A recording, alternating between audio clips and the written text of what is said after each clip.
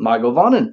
Welcome to the Tolkien Lore channel. I'm the Tolkien Geek, and it's been a while since I did one of these, so I felt like I should do another video on some miniature scenes that got deleted out of the Peter Jackson adaptation. And in this particular case, there's no real theme to the scenes that I'm going to be discussing, but they are all kind of chronologically close together.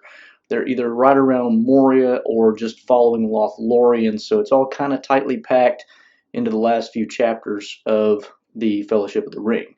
So with that said, let's get started with our first one, which will deal with encountering wargs before getting to the gates of Moria. So in the book, it's a little bit different than in the movie in that Gandalf is actually the one who wanted to go through Moria, whereas Aragorn is the one who really pushed for taking the Pass of Caradhras rather than go through Moria. Both had been into Moria before, and neither particularly liked the experience, but Gandalf thought it would be the better route.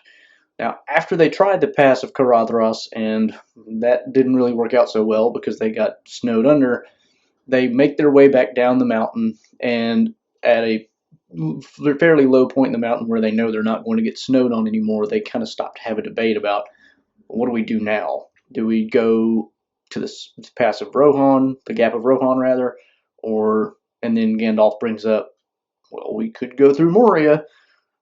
Gimli, of course, is not exactly against the idea. While they're debating, they start hearing wolf howls, and at that point, Gandalf basically says, okay, any chance we have of getting anywhere beyond Moria is really out now because we can't last for days and days and days trying to get away from wolves. So Moria it is. So while they're making their way, they don't get to the gates of Moria that day. They keep hearing wolf howls, and at some point they actually get to a point where they can't really go any further. They stop for the night up on kind of a hilltop, and at some point they start to hear more. Well, actually, they don't hear howls at first. They start to see eyes kind of just outside the range of their firelight, and they all kind of know it must be the wolves. So Gandalf takes a flaming brand from the fire, steps forward, basically kind of challenging them.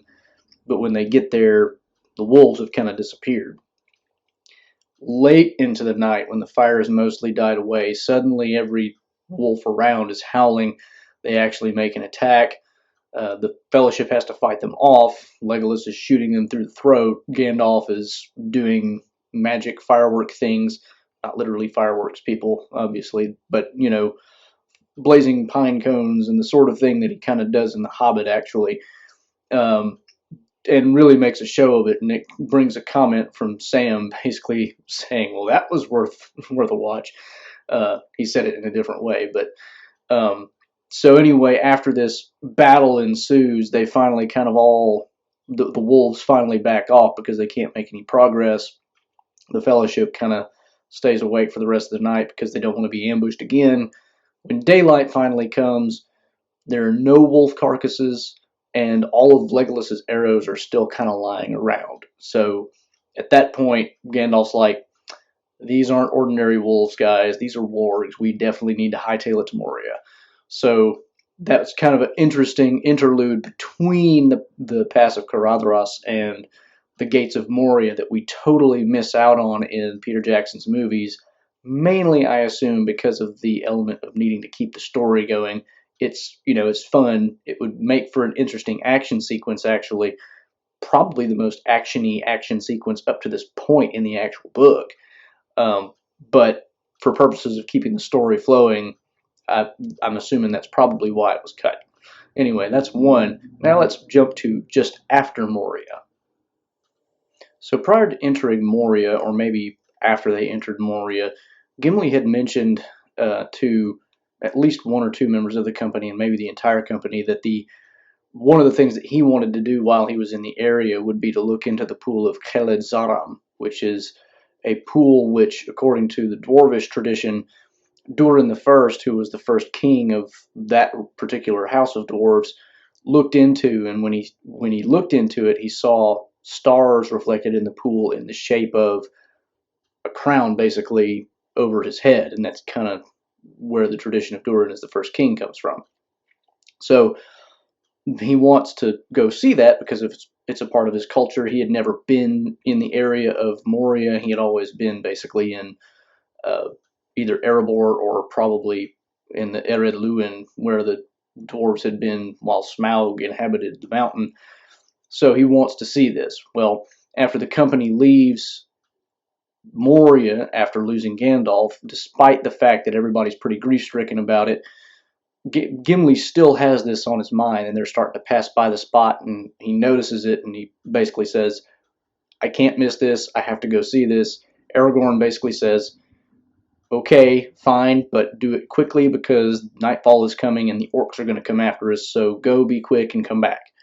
Gimli has Frodo tag along, and Frodo is kind of the person through whom we see what happens in this little scene. He ends up looking into the pool, which is a very dark, perfectly still pool, which they don't touch, but it says that the water is supposed to be basically icy cold. And anyway, Frodo looks into it, and it's very dark, but he can kind of dimly see the reflection of the mountains, but he can't see his own reflection, interestingly enough. And he can also see, even though it is still daylight, stars, or what he thinks are stars, reflected in the pool. So it's interesting to think whether the stars that Durin the First saw whenever he looked into the pool were stars at all, or perhaps maybe gemstones or something else that's reflecting light at the bottom of the pool. Although, as dark as the pool is, even that seems kind of a weird idea.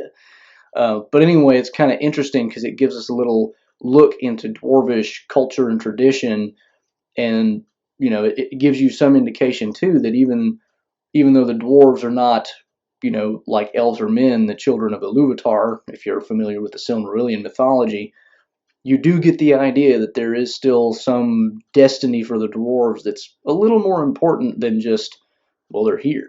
So it's an interesting little peek into the dwarvish world that we really don't get much else of other than some stuff in the appendices where it talks a little bit about dwarvish language and culture. So now that we've talked about pre and post Moria, now let's head to the River Anduin after the company leaves Lothlorien. Now, this scene is a little bit more interesting in the sense that if you've never read the book before and don't know it, I'm kind of giving a little bit of a spoiler here because it kind of reveals something about later parts of the story that you don't really know yet. And, well, that you wouldn't know if you didn't already know the story. So they're traveling down the River Anduin in the boats, and at this point, Aragorn has basically decided that they really need to travel by night because they know orcs are patrolling the shore, and so they want to remain unseen as long as possible. And there's talk amongst him, Boromir, and some of the people more familiar. There's a point in the river at which there will be rapids, and there's a way around the rapids by land, but they're basically saying, well, we have to make sure we watch out for that. Aragorn says, okay, well, that's still a ways off. So, and another point, too, and this kind of comes up in a little bit, Sam being a hobbit and particularly not a one who dwells near or cares for water is not really even allowed to paddle because nobody really trusts him to do it. He hates boats. Hobbits, as a rule, don't particularly like them, but Sam is even more afraid than Merry, Pippin, and Frodo. Frodo and Merry are probably a little more familiar because the Brandybucks, where Frodo lived for a while, they actually are a little more boat friendly. Pippin probably is too, just because he's a took, and therefore more adventurous. But anyway, they're traveling by night, and they start to hear noise like water rushing, and they realize they've come up against the rapids. And Boromir's like, Aragorn, this is crazy. We can't do the rapids at night. We can't even do them in the daytime. And of course, they all start trying to paddle backwards, including Sam. So that's why that was kind of relevant. They start paddling, and then they start getting shot at from the eastern shore. There's actually arrows whistling past. Virtually nobody gets hit. One arrow, or maybe more than one arrow, hits one of the boats. One gets stuck in Aragorn's hood.